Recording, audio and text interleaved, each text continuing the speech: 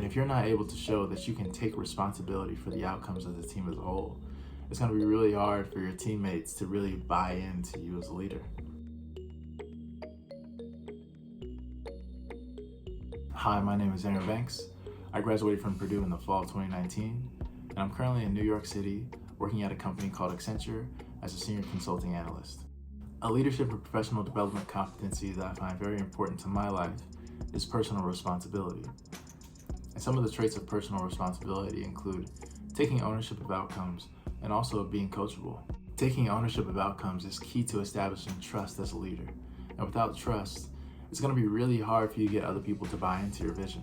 With any team sport, you quickly realize that the performance of the individual really doesn't matter in comparison to the performance of the team overall.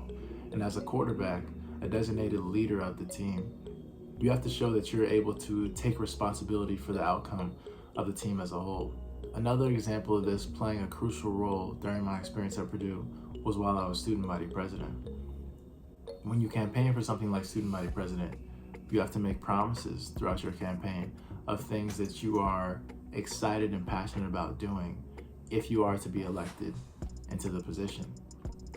And after you're elected into the position, it's really important that you follow up and take ownership of those promises that you made. As an analyst coming in with little to no experience, it's not very likely that your seniors are going to allocate you with responsibility right off the bat. But by showing that you can take ownership for your work and produce quality work, you'll be able to eventually gain the trust of your leadership and be given more responsibility. Being coachable is another key characteristic of a great leader. And I often like to think of being coachable through the lens of humility. But as a young professional, it's crucial that you allow yourself to be coachable by people more senior than you in your organization.